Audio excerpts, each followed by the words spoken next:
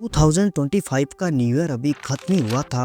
उसके ठीक 7 दिन बाद कुदरत ने अपना ऐसा तांडव मचाया जिसके सामने पूरा लॉस एंजलिस बेबस नजर आने लगा। हवा की एक तेज लहर, एक चिंगारी और कुछ ही पलों में हजारों एकड़ में सब कुछ जलकर राख हो गया। ऐसा ही कुछ हुआ कैलिफोर्निया के लॉस एंजलिस शहर के सिल्वर इलाके में, जब 7 जनवरी 2025 की सुबह एक भयानक वाइल्ड फायर ने कई इलाकों में तबाही मचा दी।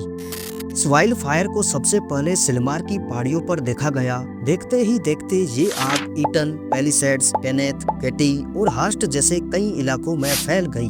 48 आवर्स के भीतर इस आग ने 5000 से ज्यादा इलाके को अपनी चपेट में ले चुकी थी। लेकिन सवाल ये था कि आखिर ये आग लगी कैसे? क्या ये महज एक नेचुरल डिजास्टर था या इसके पीछे इंसानी लापरवाही भी जिम्मेदार है? 2025 में लॉस एंजलिस में लगी भीषण वाइल्ड फायर ने करीब 12,000 से अधिक बिल्डिंग्स और घरों को राख में तब्दील कर दिया और 1,50,000 से अधिक लोग अपने घरों को छोड़ने पर मजबूर हो गए। और इस जंगली आग ने करीब 1,10,000 एकड़ जंगल को जलाकर नष्ट कर दिया।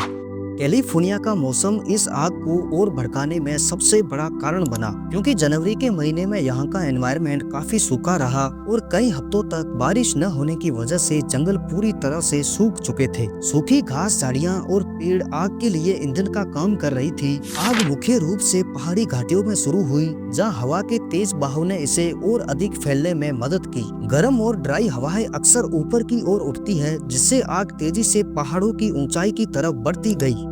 भले ही जनवरी सर्दियों का मौसम होता है, लेकिन दिन के समय में कैलिफोर्निया का टेम्परेचर 25 डिग्री सेल्सियस तक पहुंच जाता था। इसमें आग बुझाने की संभावना और भी कम हो गई। जनवरी में लॉस एंजलिस की हवा में नमी 10% से भी कम हो गई थी, जबकि नॉर्मल तौर पर इन हवाओं की नमी 30 से 40% तक होती है। कम नमी का मतलब ये था कि आग जिन इलाकों में फैली, वहाँ की हवाओं की दिशा बार बार बदल रही थी, जिसके कारण आग को बुझाना मुश्किल होता जा रहा था। अमेरिका का कैलिफोर्निया और लॉस एंजलिस और उसके आसपास के इलाके इस तरह की वाइल्ड फायर की समस्या से कई बार गुजर चुके हैं। अगर कैलिफोर्निया के बीते हुए कुछ सालों की हिस्ट्री पर नजर डाली जाए तो यहाँ पर पहले भी कई बार भयानक जंगली आग लग चुकी है। 2003 की सीडर फायर, 2070 की थॉमस फायर और 2021 की डिक्सी फायर, इन सब वाइल्ड फायर्स ने कैलिफोर्निया के अलग अलग हिस्सों को तबाह कर दिया था। लेकिन इन वाइल्ड फायर के बाद भी आग की घटनाएं थमी नहीं और 2025 में हर्स्ट फायर ने फिर से लॉस एंजलिस के सिल्मार इलाके में अपनी तबाही का मंजर दिखा दिया। इस आग को 7 जनवरी 2025 की सुबह में 10:29 पर पहली बार देखा गया और देखते ही देखते इस आग ने इतना बड़ा भयानक रूप ले लिया जिसे काबू करना नामुमकिन हो गया था। कुछ लोकल लोगों का कहना था कि उन्होंने आग लगने से कुछ देर पहले एक जबरदस्त धमाका सुना था। ये धमाका किसी बिजली ट्रांसफार्मर के फटने से हुआ था या किसी अन्य कारण से। ये जांच का विषय अब भी बना हुआ है, लेकिन कुछ रिपोर्ट्स के अनुसार सदर्न कैलिफोर्निया एडिसन का कहना है कि उनके एक बिजली के खंभे में खराबी आई थी, जो आग लगने की वजह हो सकती है। इस आग को सदर्न कैलिफोर्निया से आने वाली सेंटा एना हवाओं ने और भी भीषण बना दिया। ये तेज गर्म हवाएं मोहावी डेजर्ट्स और पैसिफिक ओशन की ओर से बहती हैं, जो अक्सर कैलिफोर्निया में अक्टूबर से लेकर अप्रैल के बीच में चलती है। इस बार इन हवाओं की रफ्तार 160 किलोमीटर प्रति घंटा तक पहुंच गई थी, जो इस जंगल की आग को तेजी से फैलाने का कारण भी बनी। पहले तो ये आग 10 मिनट में 50 एकड़ में फैली थी और आधे घंटे के भीतर ये 100 एकड़ तक फैल गई थी और रात के 1 बजे तक ये 300 एकड़ में तब्दील हो चुकी थी। जब ये आग तेजी से फैलने लगी तो फायर डिपार्टमेंट ने तुरंत एक्शन लेना शुरू कर दिया। Los Angeles fire department, US forest service, county fire department और कैल फायर सहित कई एजेंसियां आग बुझाने के प्रयास में जुट गई। पहले दिन ही 300 से ज्यादा फायर फाइटर्स तैनात कर दिए गए।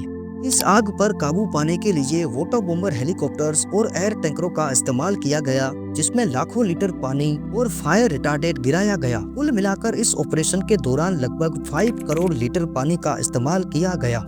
इसके अलावा ग्राउंड टीमों ने आग को रोकने के लिए कई फायर ब्रेक्स बनाए ताकि आग को आगे फैलने से रोका जा सके। बुलडोजरों से सूखी झाड़ियां और पेड़ों को हटाया गया ताकि आग को और ईंधन न मिल सके। 9 जनवरी तक ये आग 70% कंट्रोल में आ गई थी और 13 जनवरी तक 95% आग बुझा दी गई थी। 16 जनवरी तक ये आग पूरी तरह से बुझ गई, लेकिन राख और धुएं का असर अब भी कई इलाकों में महसूस किया जा रहा है।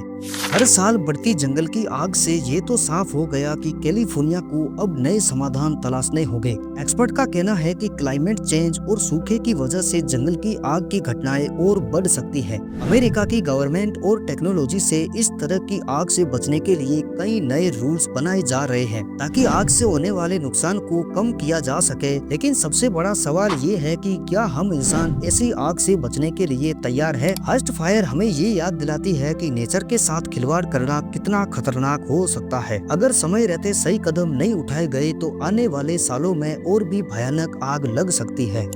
ये आग सिर्फ एक वाइल्ड फायर नहीं थी, बल्कि ये हमारे एनवायरनमेंट के साथ खेल का नतीजा थी। जैसे जैसे जंगलों को काटते जा रहे हैं और नेचर से खिलवाड़ कर रहे हैं, वैसे वैसे क्लाइमेट बदलता रहेगा। गर्मी और सूखा बढ़ जाएगा और हवाएं तेज हो रही होगी। यही सब कारण है कि जिनकी वजह से आग इतनी तेजी से फैल गई। अगर हम अब भी नहीं समझे तो आने वाले वक्त में ऐसी आग और ज्यादा तबाही मचा सकती है। ये हमें वार्निंग है कि हमने अपनी आदतें नहीं बदली तो हमें इसका खामियाजा भुगतना होगा। उम्मीद है कि लॉस एंजलिस वाइल्ड फायर का ये वीडियो आप लोगों को जरूर पसंद आया होगा। वीडियो को लाइक, शेयर और बर्ड्स टीवी के चैनल को सब्सक्राइब करना ना भूलें और हमें कमेंट में जरूर बताएं कि आप लोगों की क्या राय है। अब तक हम मिलते हैं एक और नई शानदार वीडियो के साथ।